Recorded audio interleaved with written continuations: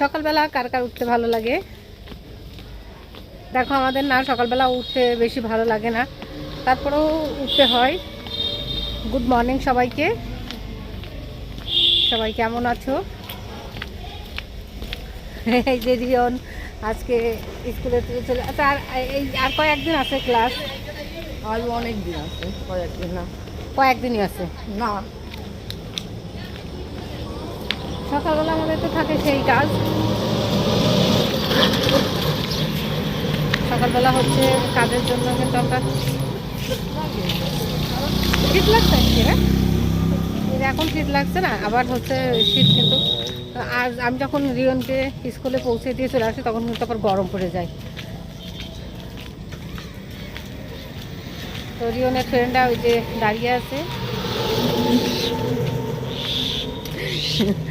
আমরা আজকে আমরা ঠিক সময় আসছি, আমাদের ঠিক সময় হয়েছে, কোনো ব্যাপার নাই।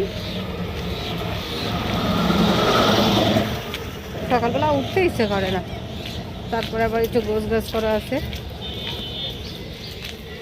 সকালবেলা রিয়ন তো কিছুই খেতে চায় না, তারপরেও হচ্ছে কিছু না কিছু না খাইয়ে আসলে পরে 10টা সাড়ে 10টা পর্যন্ত থাকবে।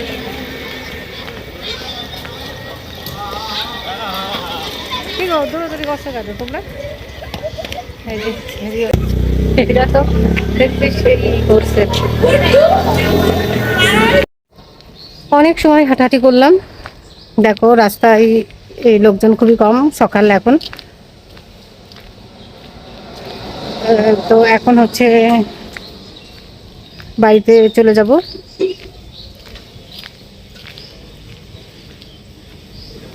ওই যে বললাম এখন সকালবেলা খুব গরম পড়ে না, শীতই শীতই লাগে, আবার এখন গরম পড়ে, মানে কখনো শীত কখনো গরম, এইরকম এখনকার পরিবেশ হয়ে দাঁড়িয়েছে।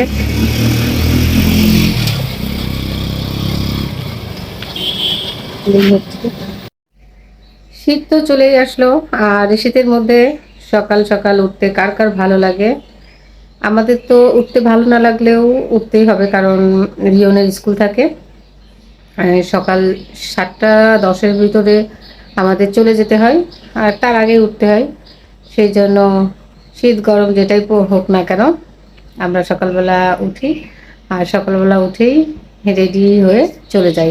তো এটা আমাদের প্রত্যেক দিনেরই রুটিন। আর আজকে রিয়নের জন্য সকালবেলা নাস্তা মানে ছোটোখাটো যাই হোক অল্প একটু খাই, সকালবেলা খেতে চায় না আমার ছেলে। তো ওর জন্য একটা ডিম আর একটু কলা হয়ে হয়েছে, তো খাবে কিনা জানি না, তারপরেও দেখি দিয়ে দেখি